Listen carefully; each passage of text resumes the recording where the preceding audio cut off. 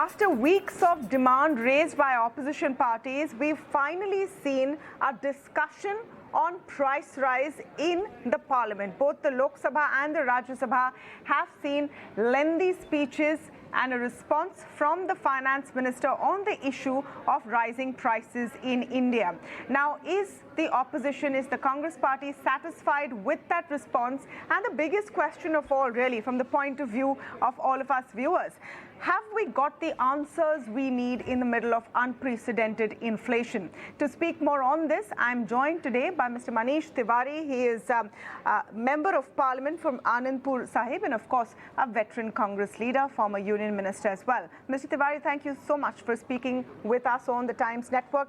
Let me begin by asking the question about whether you're satisfied with the reply you've heard from the finance minister. The demand for a debate on price rise was ongoing for several days, but when she finally spoke, sir, your party and your leaders walked out. Why is that, sir, and are you satisfied with the response?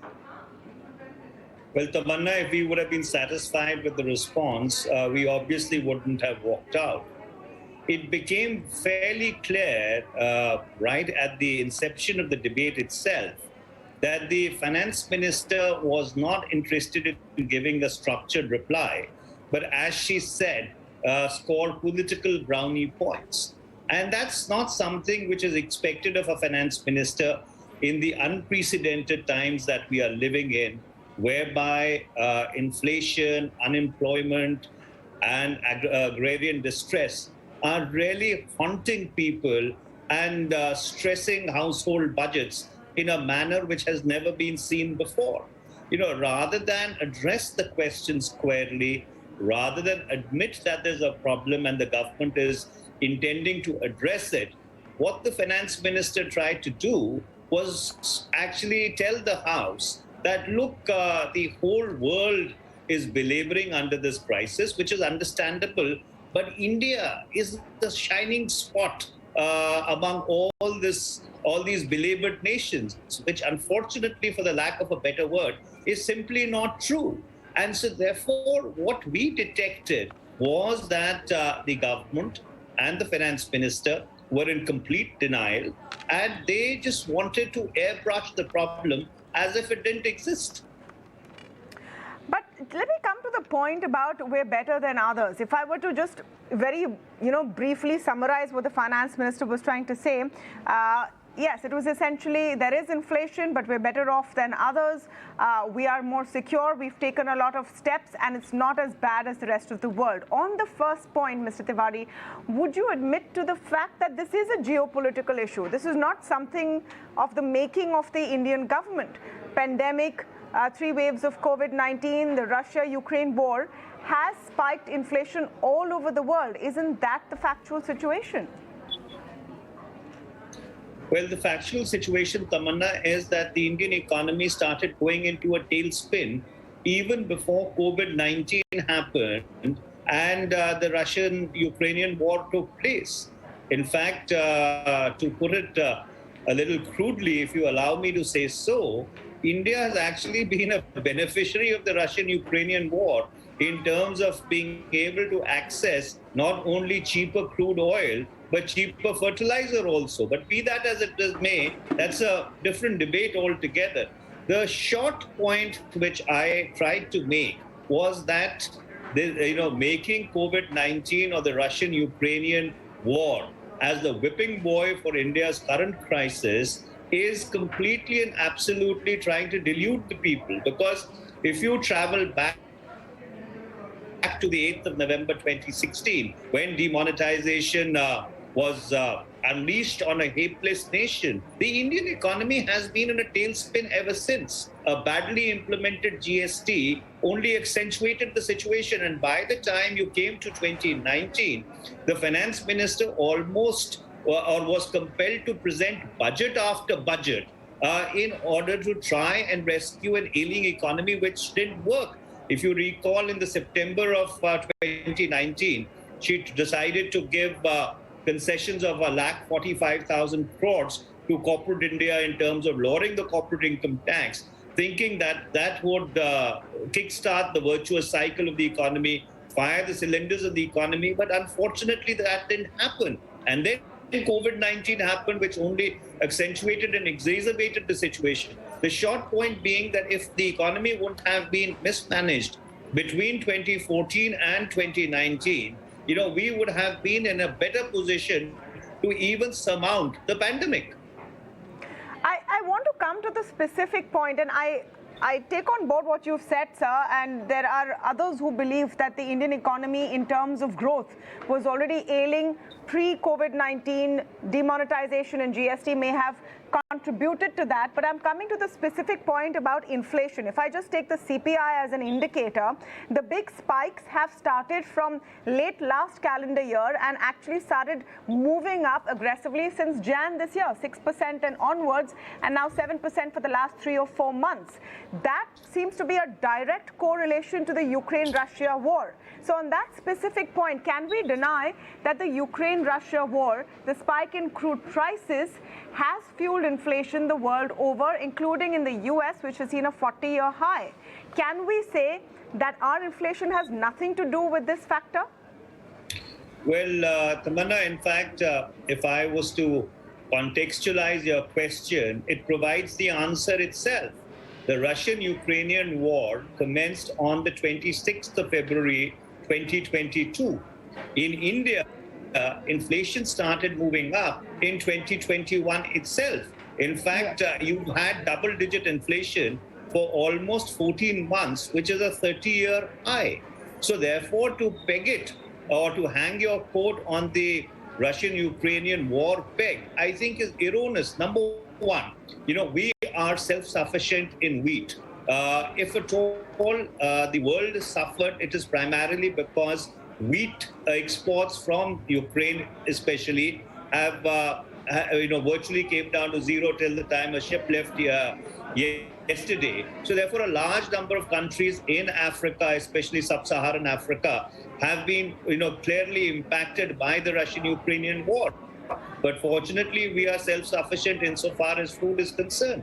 And in fact, on the crude oil front and the fertilizer front, as I pointed out earlier, we've really been beneficiaries. So therefore, I fail to understand, and of course, I'm no great student of economics, but whatever little rudimentary economics that I can grasp, that how is the Indian inflation really linked to the Russian-Ukrainian war? Because what you are seeing is a spike in food prices, and we are not importing food except for, of course, palm oil, etc., which again is not something which is grown or exported out of Ukraine.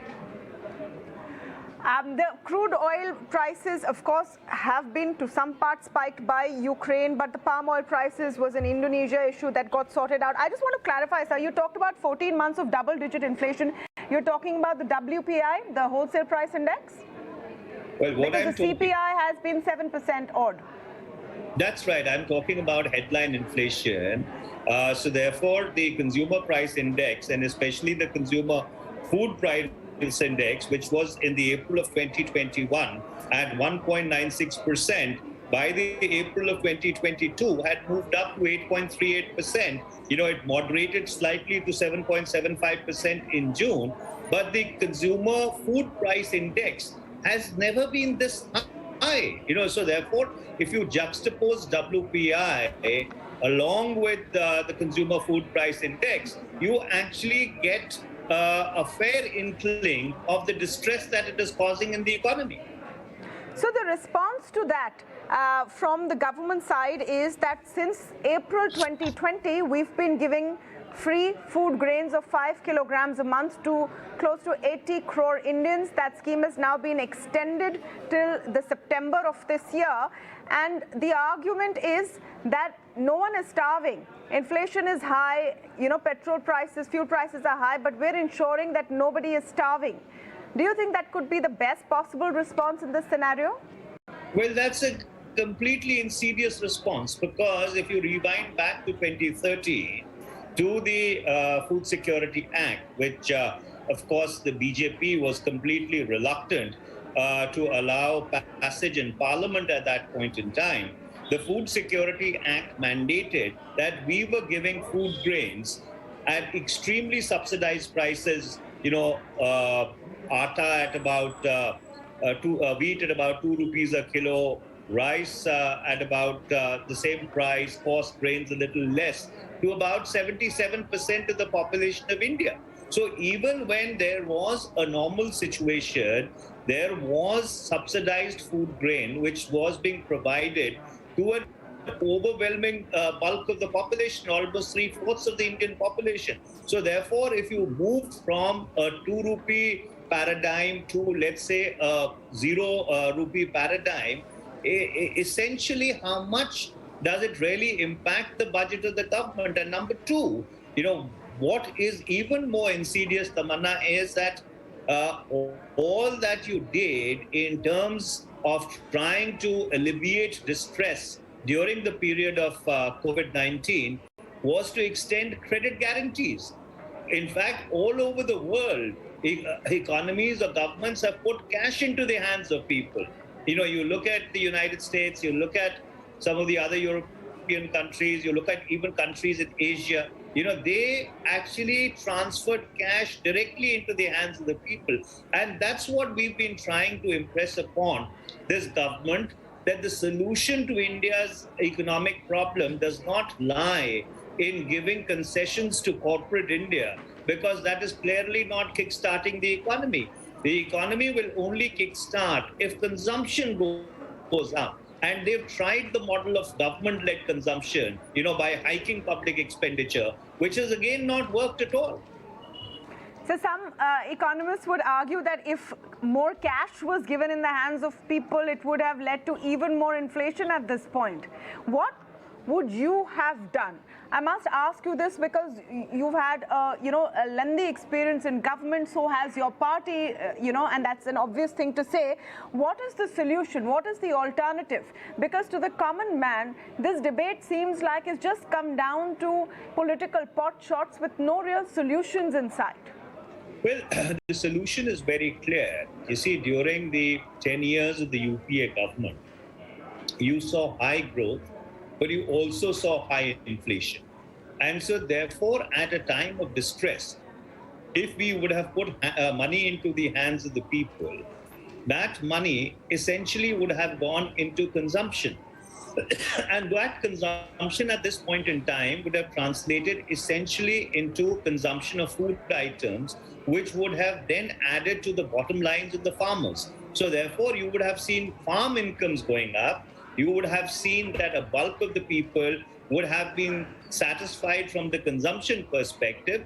And yes, there would have been a specter of inflation. But then if there was a general sense of satisfaction and not the kind of distress that we are seeing in the economy, maybe you could have lived with even a higher rate of headline inflation, which would have moderated over a period of time. How would you respond to the points that the finance minister made on high inflation in the UPA years? And this is, of course, in the public domain, well documented. We had double-digit retail inflation, CPI, headline inflation at about 10%, 11% for several months in a row. In fact, it was a huge political assault by the then opposition against your government at that time. In hindsight, the UPA also failed to curb inflation, which was at higher rates compared to now? Well, Tamanna, I think I answered that question partly earlier. And I alluded to the fact that if you look at the tenure of UPA 1, you had an average 8.36% rate of GDP growth year on year for 5 years. And if you look at UPA 2, you had a year-on-year growth, an average growth rate of 7.68%. So therefore, you essentially had an economy which was growing at about 8% year-on-year for 10 long years, notwithstanding the global economic meltdown, the Eurozone crisis. And what do you see with the first term of the NDA-BJP government, even when there was no COVID? So 2017-18, 6.8%. 2018-19, 6.6%, 2019, 23.7%, 2021, minus 6.6%, and 21-22, 8.9%, which is actually a mythical figure because when you rise from a low base year, you have a GDP growth of 2.3%. So what essentially you are seeing in this country, which you didn't see during the UPA years, is actually low GDP growth and high inflation. And that's the killer. In terms of the politics of it, Mr. Tiwari, we've spoken in great detail of the economic rationale, what the finance minister is saying. She's saying, yes, there's inflation, I'm not denying it, but, we're doing our best. You're saying they've not done well enough. Is it resonating politically in your view?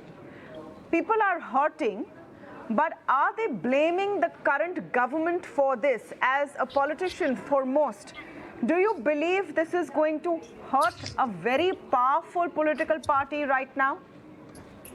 Well, Tamanna, you've asked an extremely relevant question. And I don't think this is so much about the politics of it as it is about, trying to alleviate distress. I represent a agrarian constituency. We have 1,499 or 1,500 villages in my constituency. We have 13 urban agglomerations, small towns. And when I go around the rural and the semi-urban areas of my constituency, I see that one half of the shops are shut. I see that Manrega demand is at an all-time high. So therefore, even the shining spot during COVID-19, which was the agrarian sector, you see an unprecedented rise in Manrega demand, which is indicative of rural distress. So therefore, everything is not about the politics of it. Everything ultimately boils down to why are you in public life? And the reason why you are in public life is primarily to better the lives of people, which is not really happening at this point in time. Right. It's a fight that will continue, I'm sure, in Parliament and outside. Thank you so much, Mr. Tiwari, for speaking with us today and answering all of our questions. Pleasure's all mine. Thank you very much.